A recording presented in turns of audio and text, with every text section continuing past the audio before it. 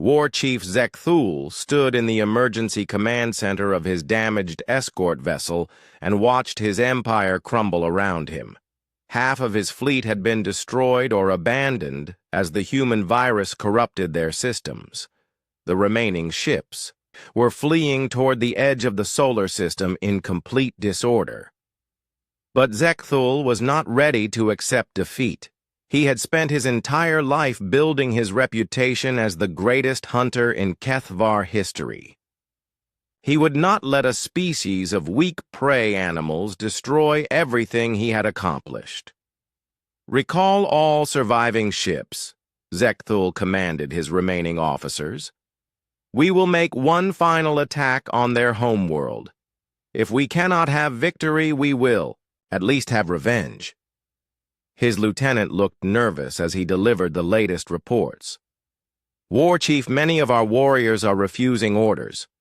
They say you have lost the right to command after what the human revealed about Vextar."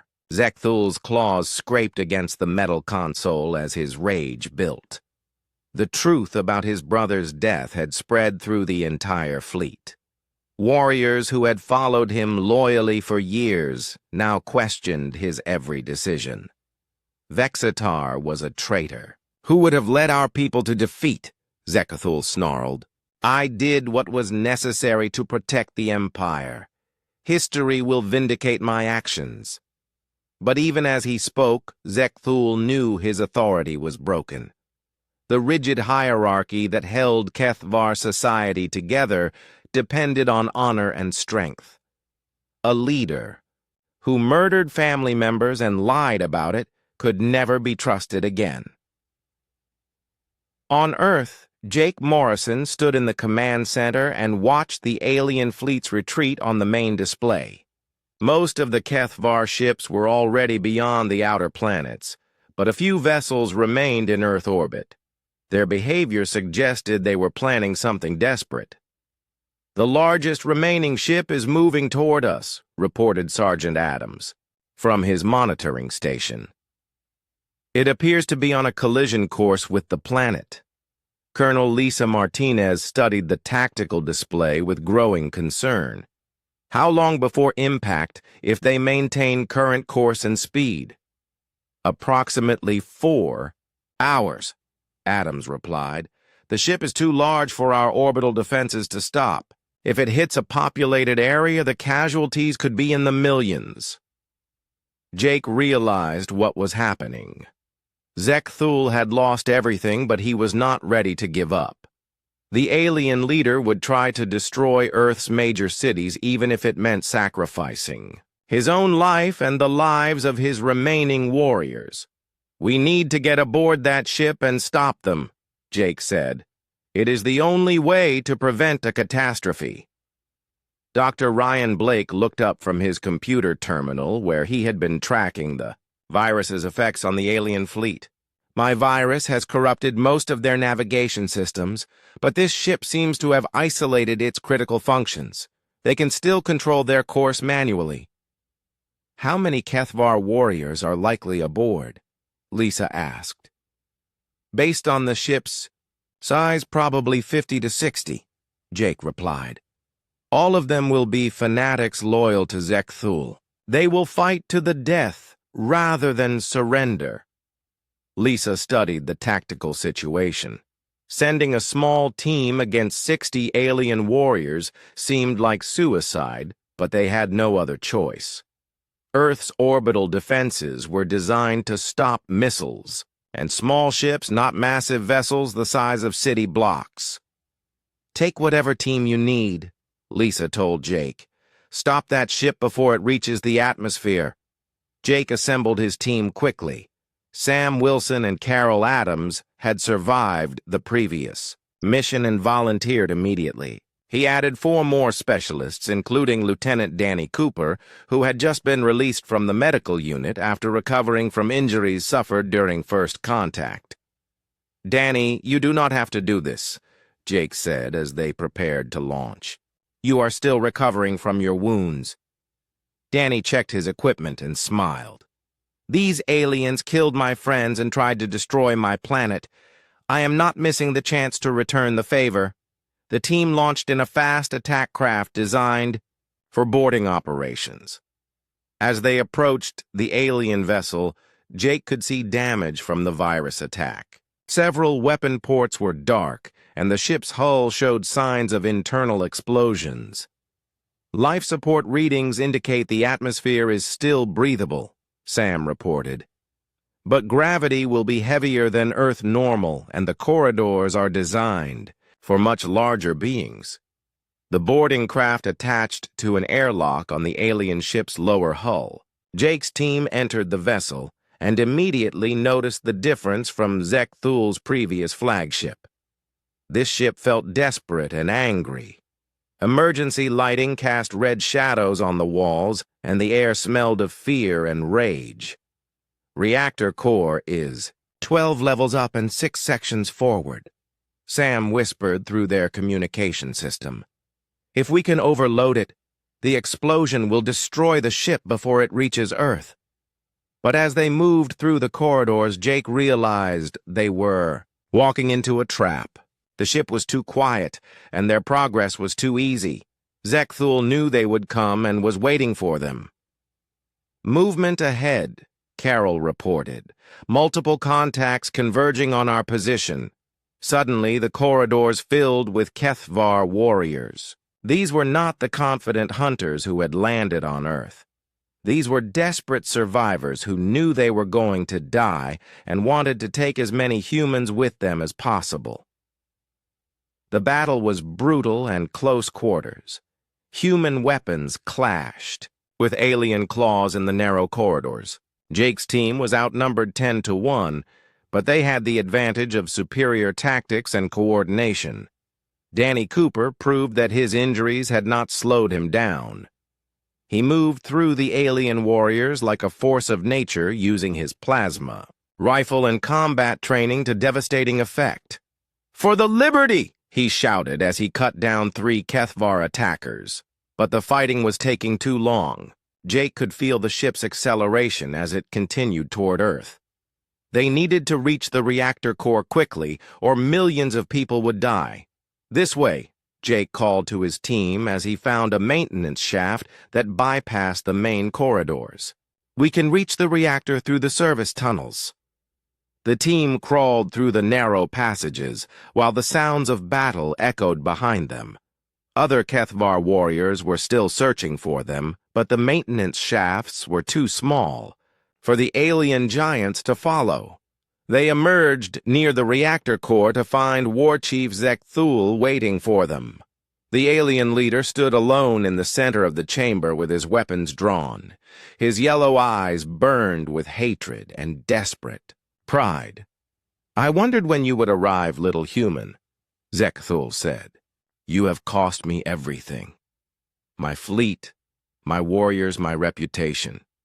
Now you will pay the price for your interference." Jake stepped forward to face the alien leader while his team spread out around the chamber. "Your people cost themselves everything. When they chose to follow a murderer and liar, you brought this destruction on yourself. I am still War Chief of the HFY Empire," Zek Thul roared. "I am the greatest hunter in the galaxy. You are nothing but soft, weak prey." "Then prove it," Jake challenged. "Face me in single combat. If you win, your ship continues toward Earth, and you get your revenge. If I win, you shut down the engines and surrender." Zek Thul laughed with bitter amusement. "You think you're primitive? Weapons can match HFY strength and speed. Very well, little prey. I will enjoy killing you slowly." The alien leader attacked with the fury of a cornered predator. His claws could cut through steel, and his speed was beyond anything human muscles could match.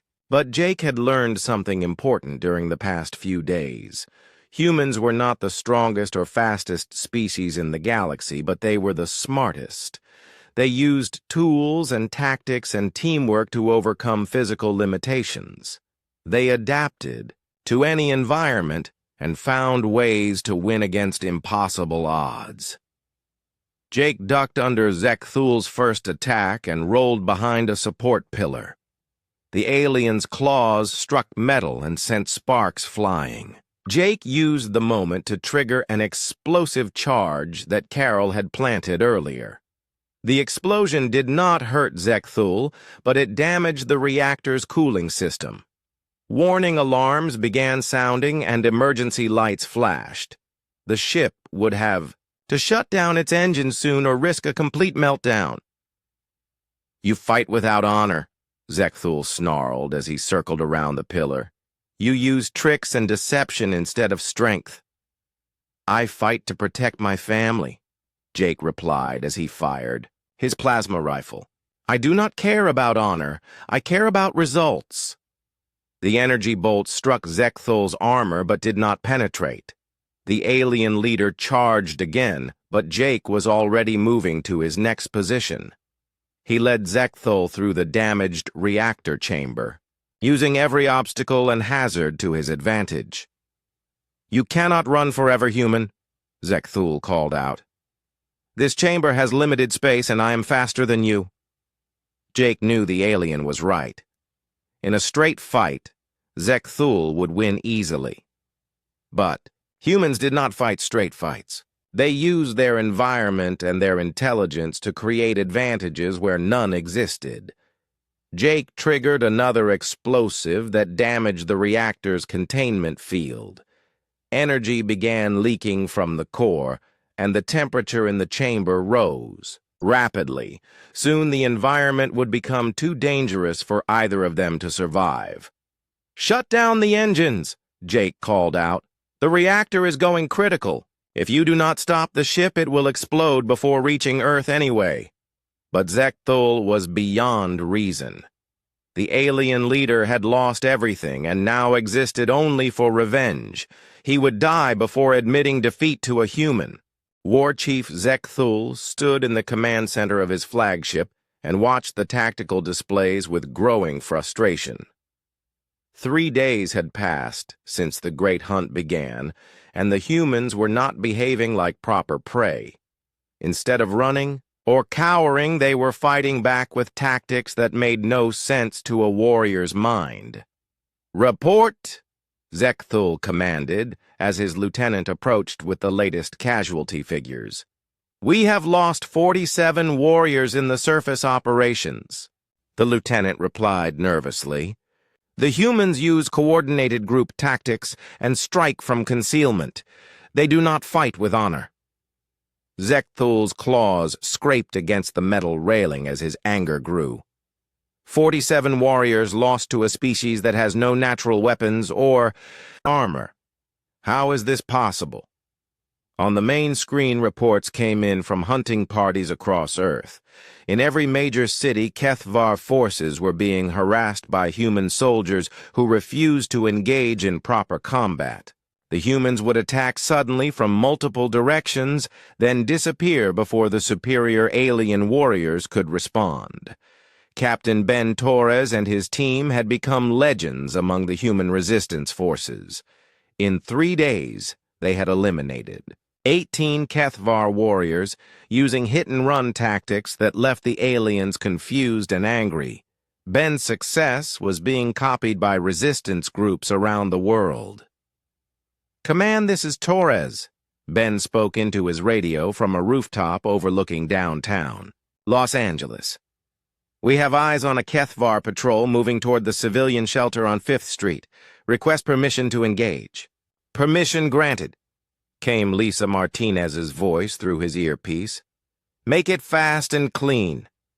Ben's team had learned to use the urban environment to their advantage. The aliens were used to hunting in open terrain where their superior speed and strength gave them clear advantages. In a city filled with buildings, tunnels, and hiding places, human intelligence became more important than alien muscles. "Janet, take the high position with the long-range rifle," Ben ordered. "Mike and Tony flank them from the east. I will create a distraction from the front." The Kethvar patrol consisted of 4 warriors moving in a loose formation down the middle of the street. They carried their weapons casually and seemed to be enjoying the hunt. That confidence would be their downfall. Ben stepped out from behind a burned-out car and opened fire with his plasma rifle. The first alien went down immediately, but the others quickly took cover and began returning fire. Their energy bolts turned concrete into steam and melted steel beams, but Ben was already moving to his next position. Janet's rifle cracked from her perch 6 stories up, and another HFY warrior fell with a smoking hole in his chest armor. The remaining aliens tried to charge her position but ran directly into Mike and Tony's crossfire from their flanking positions. The engagement was over in less than 2 minutes. 4 dead aliens lay in the street while the human soldiers were already moving to their extraction point. It was exactly the kind of coordinated attack that the HFY could not understand or counter. Major Kate Sullivan's underground operations had been even more successful. Her teams had destroyed 6 alien landing craft and eliminated the warriors guarding them. The HFY were learning that controlling territory on Earth required more than just superior firepower. "The aliens are getting frustrated," Kate reported to Colonel Martinez during their encrypted communication session. "They keep trying to establish secure bases, but we hit them every time they relax their guard. Their traditional hunting tactics are useless in urban warfare." Lisa smiled as she listened to the reports from her field commanders. Plan Mongoose was working better than anyone had hoped. The humans were not winning the war, but they were proving that even apex predators could be beaten with the right tactics. However, Lisa knew their success would not last long.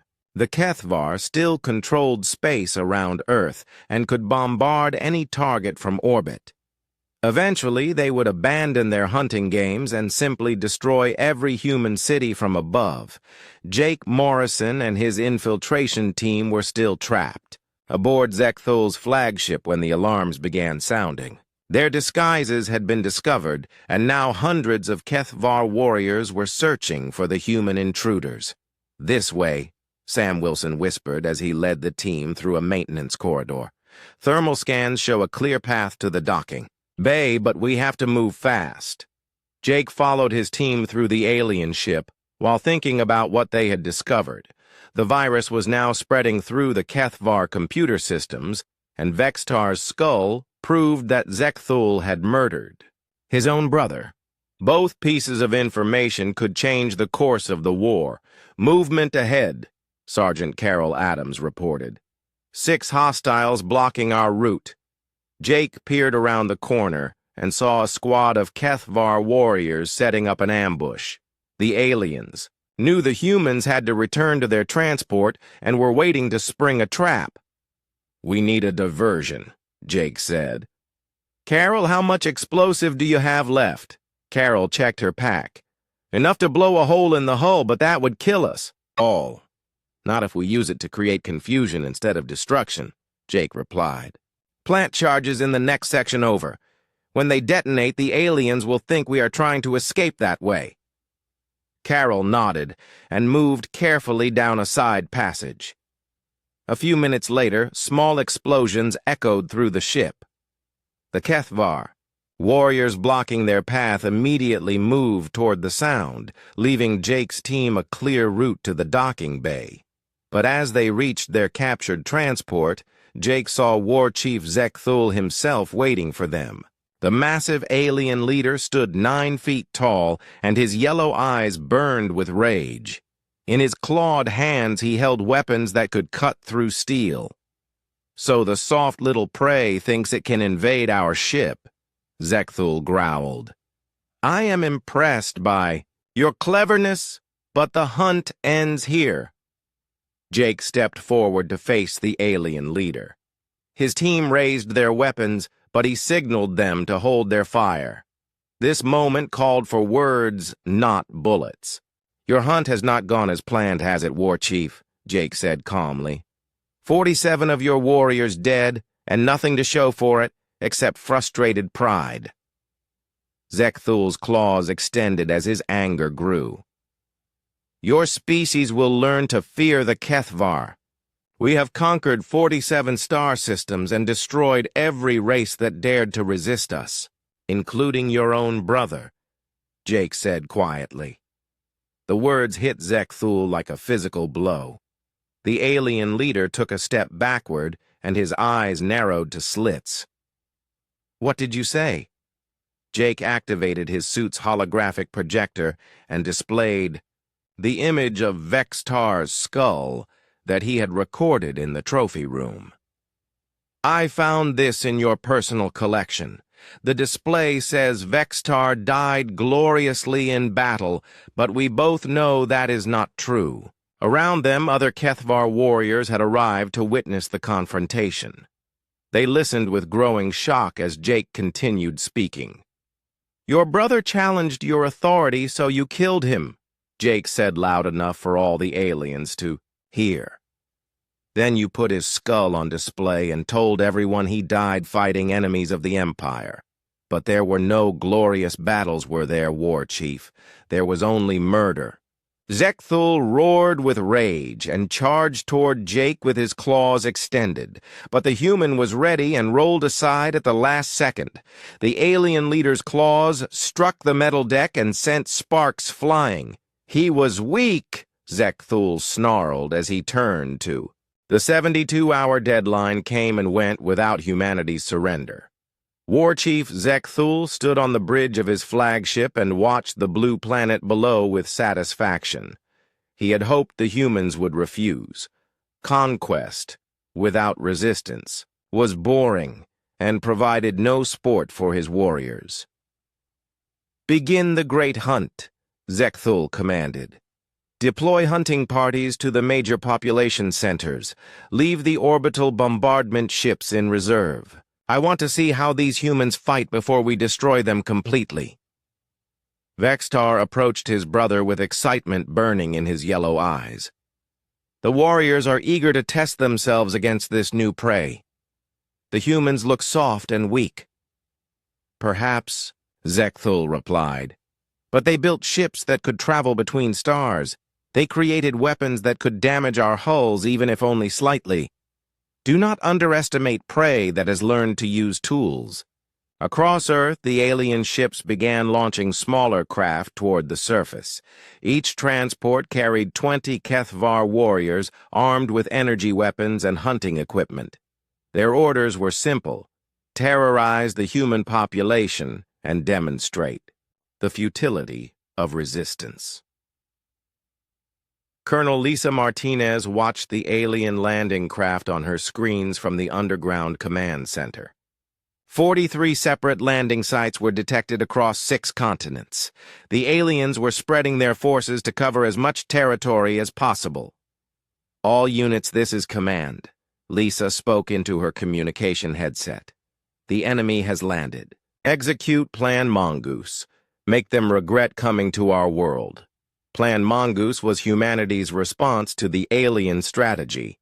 Instead of meeting the Kethvar in open battle where their superior strength and weapons would dominate, human forces would use hit-and-run tactics designed to confuse and frustrate the hunters. Captain Ben Torres crouched behind the ruins of a destroyed building in downtown Los Angeles. His team of 12 soldiers was armed with experimental weapons based on alien technology that Dr. Ryan Blake had reverse-engineered.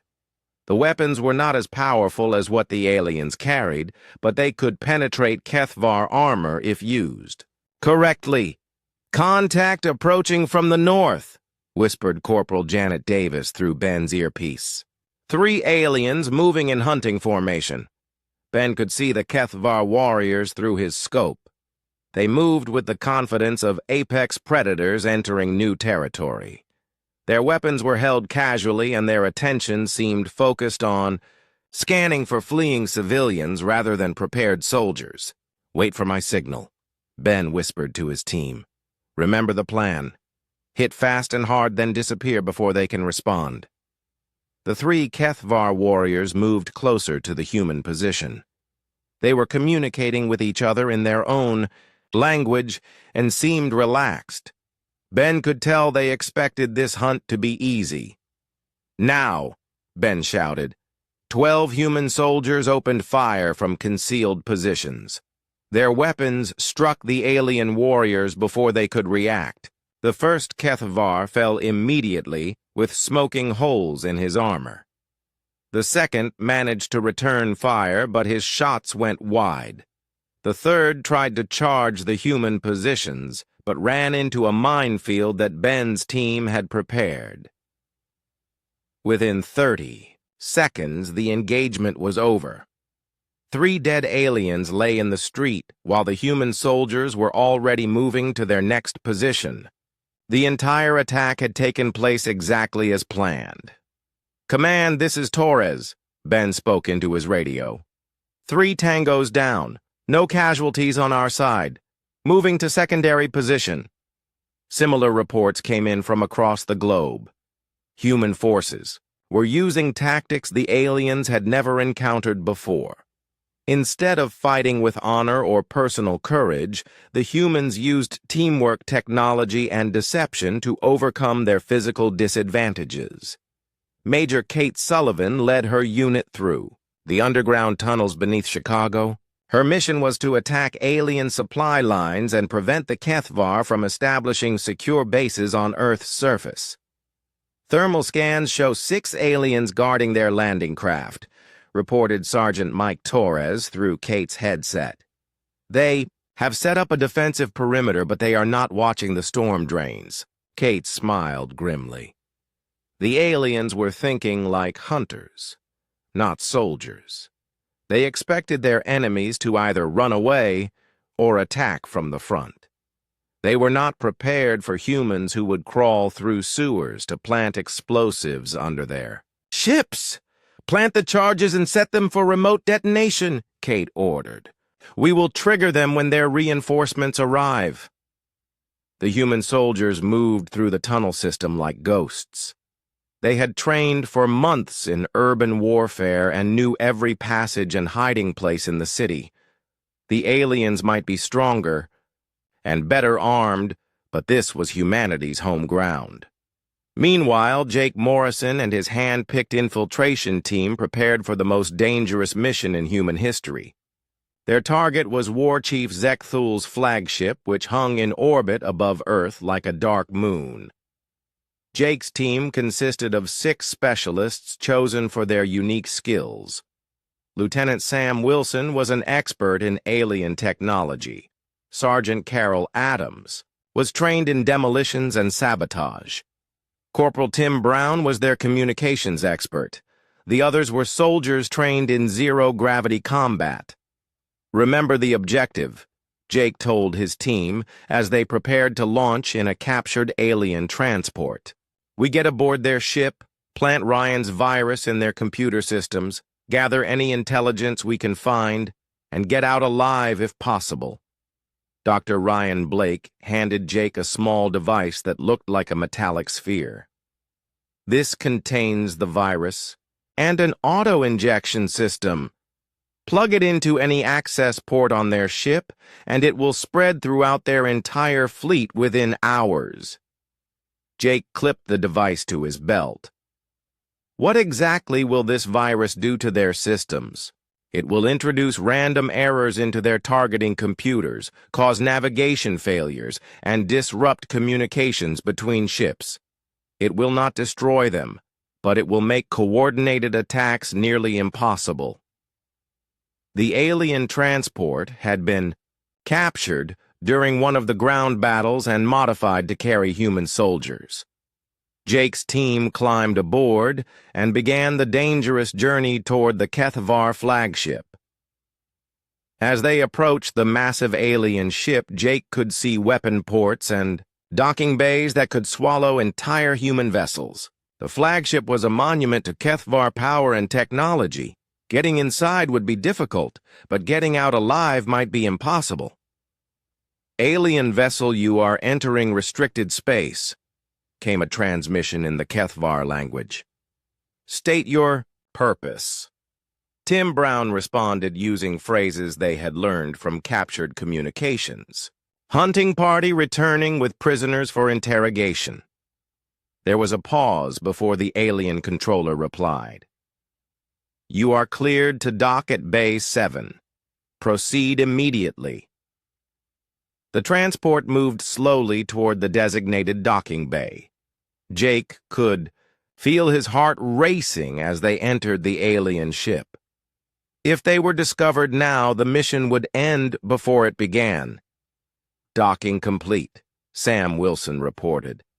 Life support systems show the atmosphere is breathable, but the gravity is heavier than Earth normal. Jake checked his weapon and equipment one more time. Remember, we are supposed to be alien warriors returning from a hunt. Stay in character until we reach the computer core. The team left their transport and entered the HFY ship. The corridors were built for creatures much larger than humans, and everything looked designed for war rather than exploration. Weapon racks lined the walls, and displays showed tactical information about the battle for Earth. They passed several HFY warriors, but their alien armor and confident bearing fooled the casual observers. Jake was amazed at how easy it was to move through the ship.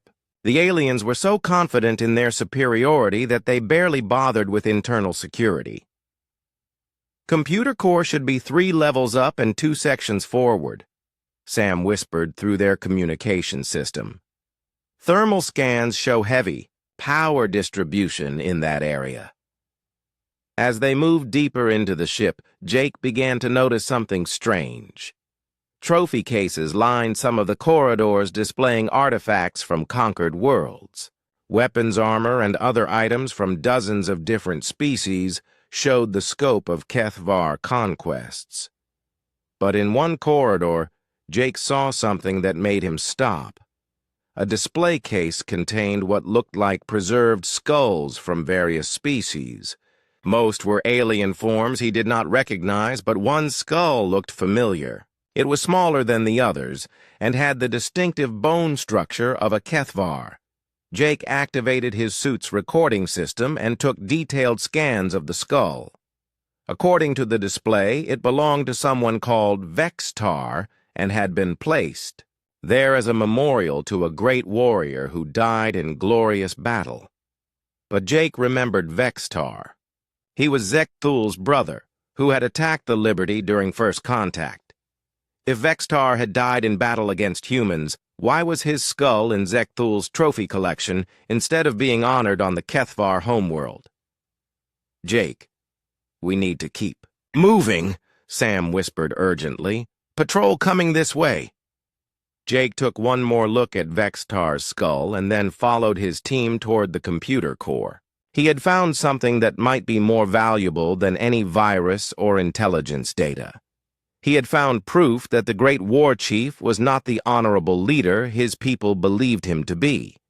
The computer core was exactly where Sam had predicted. It was a massive chamber filled with processing units and data storage systems. More importantly, it was lightly guarded because the aliens never expected enemies to penetrate this deep into their ship. 3 weeks had passed since the Liberty returned to Earth with news of the hostile aliens. The Global Defense Council worked day and night to prepare for what everyone knew was coming. Cities around the world built shelters while factories worked to produce weapons and shields. Colonel Lisa Martinez stood in the main command center deep under the Rocky Mountains. Banks of computers and screens showed the defense systems that protected Earth. She had been put in charge of military planning because she was the best tactical mind in the human space service. Colonel, we have movement at the edge of the solar system, called out Sergeant Kevin Adams from his monitoring station. Multiple contacts approaching at high speed. Lisa walked quickly to the main display screen. What she saw made her blood run cold. 12 massive alien warships were moving toward Earth. Each ship was the size of a city and bristled with weapons that could destroy entire continents. How long before they reach Earth orbit? Lisa asked. At their current speed, approximately 6 hours, Adams replied. Should I order the defense platforms to active status? Lisa nodded. Bring everything online. Alert all military commanders and civilian authorities. This is not a drill. Across the command center, people moved with urgent purpose. The moment they had all been preparing for had finally arrived. Earth would either survive the next few days or become another trophy for alien hunters. Dr. Ryan Blake worked in his laboratory 3 levels below the command center. Ryan was the smartest scientist on Earth and had been studying the data from Jake Morrison's encounter with the aliens. His computers showed detailed analysis of alien technology and biology. The recess door to Ryan's lab opened and Lisa Martinez walked in. She looked tired and worried. Tell me you have good news, Ryan. Ryan turned from his computer screen. His face showed the strain of 3 weeks without proper sleep. I have news, but I do not know if it is good. The aliens call themselves the HFY, and they are everything we feared. Ryan activated a holographic display that showed a 3-dimensional image of a HFY warrior. The creature stood 9 feet tall with muscles like steel cables under armored scales. Its claws could cut through metal, and its teeth could bite through bone. They evolved as the apex predators on their home world, Ryan continued. Their entire society is built around strength and dominance. They have conquered 47 different star systems and enslaved or destroyed every intelligent species they encountered. Lisa studied the holographic alien. What about weaknesses? Everything has weaknesses. That is the interesting part, Ryan said with something that might have been hope in his voice. Their society is based on individual combat and pack hierarchy. They have never faced an enemy that uses coordinated tactics and technology to overcome superior physical strength. Ryan changed the display to show HFY battle formations. Look at how they fight. Each warrior operates mostly alone or in very small groups. They rely on personal skill and physical power. They have advanced weapons, but they use them like clubs instead of precision instruments. Before Lisa could respond, alarms began sounding throughout the complex. A voice over the communication system announced that the alien fleet had reached Earth orbit. Lisa and Ryan rushed to the command center. The main screen showed 12 enormous alien ships hanging in space above Earth, like dark angels of death. The ships were spread out in a formation that could attack every major population center on the planet at the same time.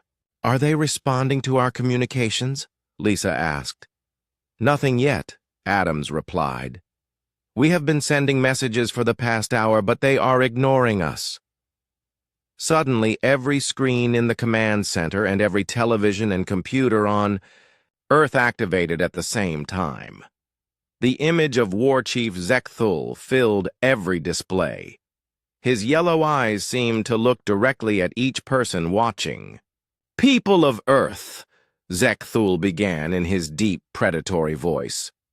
I am War Chief Zekthul of the HFY Empire. Your species has been found and judged. Zekthul paused, and behind him other HFY warriors could be seen. They were all massive, creatures armed with weapons that looked capable of destroying buildings. Their eyes showed the cold patience of hunters who knew their prey could not escape. You have 72 of your hours to surrender completely, Zekthul continued. Your governments will dissolve. Your military forces will lay down their weapons. Your people will accept their new role as subjects of the Empire. The alien leader leaned closer to the camera. His teeth gleamed in the artificial light. If you refuse, we will begin the great hunt. Your cities will become our hunting grounds. Your strongest will provide sport for our warriors. Your weak will be food for our young. Images appeared on screen showing the destruction of other worlds. Cities burned while alien hunters chased terrified people through the streets. The message was clear and terrible. "Do not think to negotiate," Zechthul said. "Do not think to hide. We have destroyed species far stronger than yours. We have turned entire worlds into graveyards. Your only choice is submission or extinction." The transmission ended and the screens went dark. The command center was silent except for the sound of computers and life support systems. Everyone understood that they had just heard humanity's death sentence. Lisa was the first to speak. "All department heads to conference room 1 immediately. We have 71 hours and 50 minutes to figure out how to save our species. For the next 12 hours, the best minds on Earth work together to create a plan." Military leaders shared intelligence with scientists.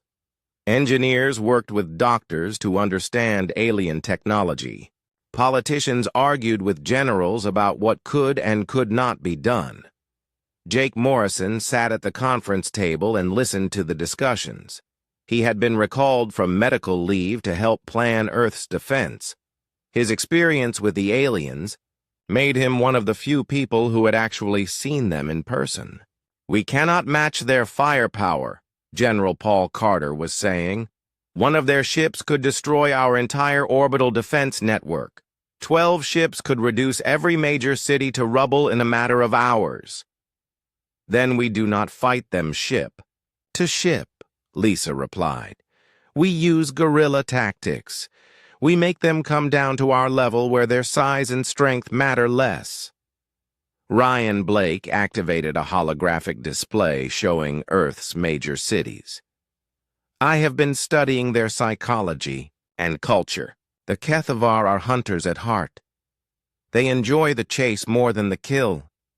If we can make them overconfident, we might be able to exploit their weaknesses." Jake leaned forward in his chair. "What kind of weaknesses are you talking about?" "They are used to fighting prey species or other predators who rely on individual strength," Ryan explained. "They have never encountered a species that uses technology and teamwork to overcome physical limitations. They expect their enemies to either run away or fight them one-on-one." "So we do neither," Lisa said. "We use tactics they cannot understand or counter. We fight like humans, not like the species they have conquered before." General Carter looked skeptical. "Even if we could somehow win battles on the ground, they still have those ships in orbit. They could bombard us from space whenever they want." Jake had been thinking about this problem since the conference began. What if we could somehow get aboard their ships? Take the fight to them instead of waiting for them to come to us? The room fell silent as everyone considered this idea. It sounded like suicide, but it might be their only chance. "Their ships will have security systems we cannot imagine," General Carter said. "Even if we could somehow get aboard, we would be completely outnumbered." "Not if we do not plan to come back," Jake replied quietly. Lisa understood what Jake was suggesting. A suicide mission to gather intelligence or sabotage their fleet. "Or both," Ryan added. He had been working on something in his laboratory that might help. "I have been developing a computer virus based on their communication protocols. If we could introduce it into their main systems, it would spread throughout their entire fleet." "What would it do?" Lisa asked. "Create system failures at critical moments. Weapons would misfire. Navigation would become unreliable. Communications would break down. It would not destroy them, but it would level the playing field." General Carter shook his head. "You are talking about infiltrating the most advanced warships in the galaxy with technology they have never seen before. The chances of success are nearly zero." Jake stood up from his chair. "The chances of survival if we do nothing are exactly zero." At least this gives us hope. Lisa looked around the table at the faces of Earth's leaders. She could see fear, but also determination. Humanity would not go quietly into extinction. "We have 60 hours left," she said. "Ryan, work on your virus. General Carter, prepare the ground forces for guerrilla warfare. Jake, put together a team for your infiltration mission." As the meeting broke up, Jake remained behind with Lisa and Ryan. The three of them would be responsible for humanity's last, desperate gamble. "Do you really think this can work?" Lisa asked. Jake looked at the holographic display showing the alien ships in orbit. "I think we are about to find out what humans are really capable of when they have nothing left to lose." Commander Jake Morrison stood on the bridge of the USS Liberty and watched the stars through the main screen. His hands were steady, but his heart was beating fast. Today would change everything for humanity. The first meeting with aliens was about to happen, and Jake was in charge of making sure it went well. The Liberty was not a warship. It was built for peace talks and had the best communication equipment that Earth could make. Jake had been chosen to lead this mission because he was good at talking to different kinds of people. The Global Defense Council hoped that skill would work with aliens, too. Lieutenant Danny Cooper walked up to Jake with a tablet in his hands. Danny had been Jake's friend since they joined the space service together 10 years ago. He was the kind of person who always made jokes when things got scary. "The alien ships are still holding position at the edge of the solar system," Danny said. "Long-range scans show 3 vessels. They are big, Jake. Really big." Jake nodded and took the tablet. The alien ships looked like nothing humans had ever built. They were dark and had sharp edges like the teeth of some giant beast. Each ship was at least 5 times bigger than the Liberty. "Any response to our messages?" Jake asked. "Nothing yet.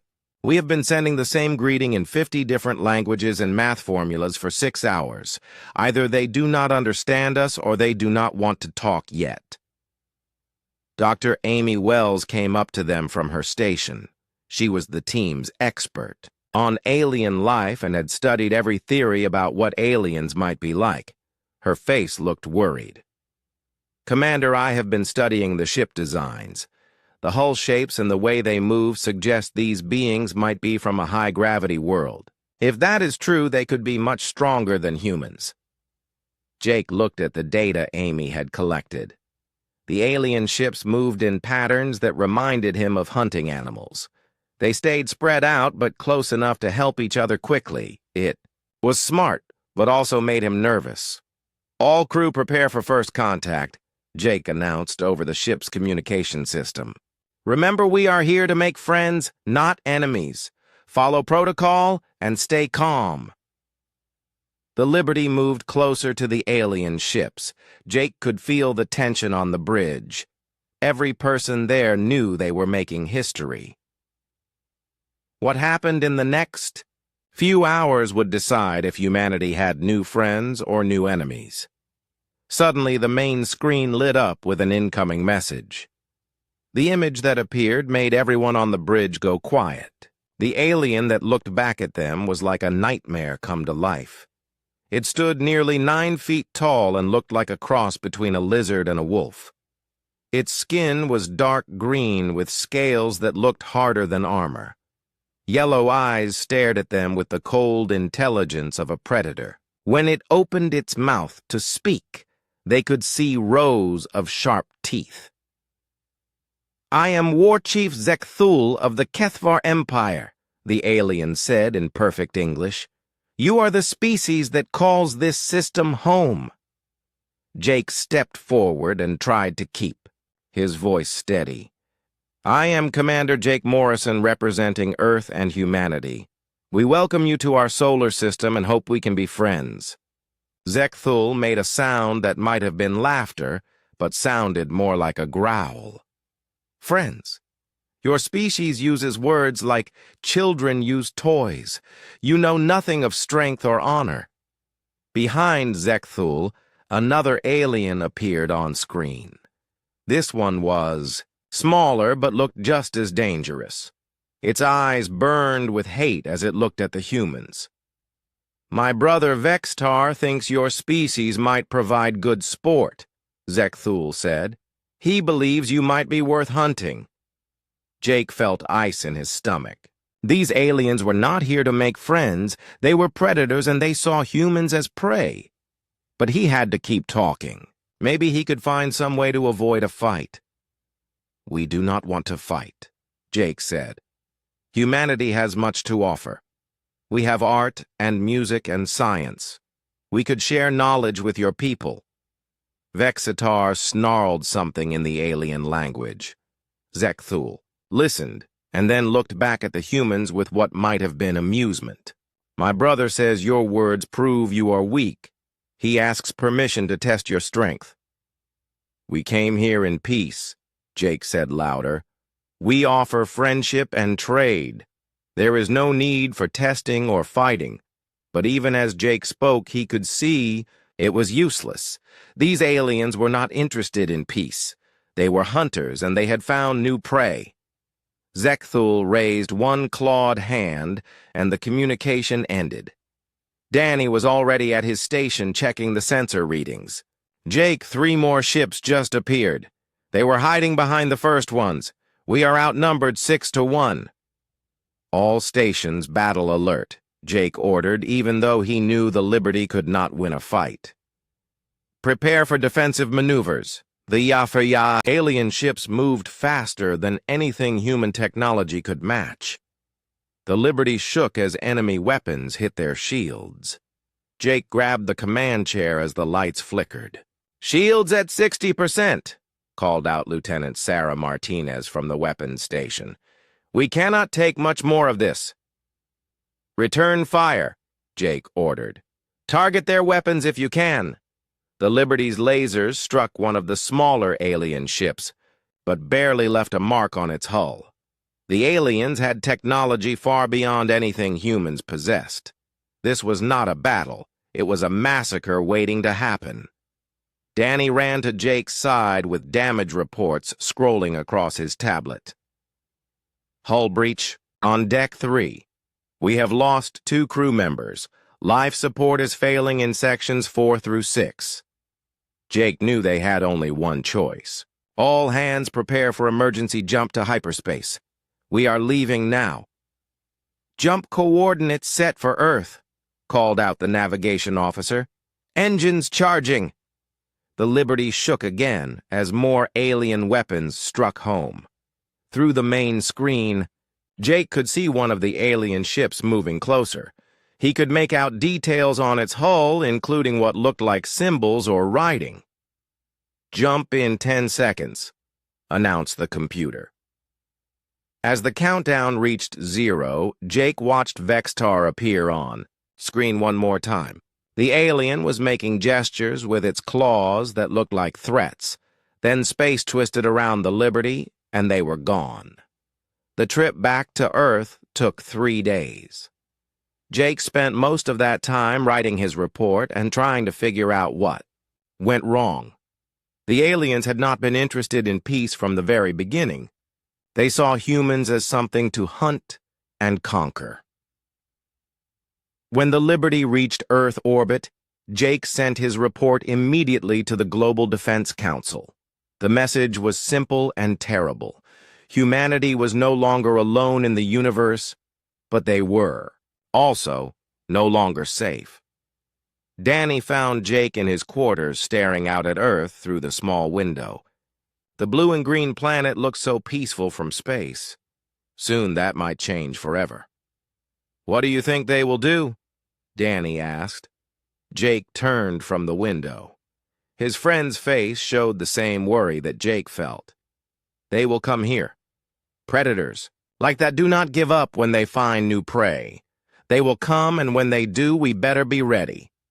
Neither man knew that their meeting with the aliens had been exactly what Zekthul wanted. The war chief had learned everything he needed to know about human technology and tactics. Now he could plan the perfect hunt. Earth would fall, and humanity would provide entertainment for his warriors. The only question was how long the humans would last before they surrendered or died.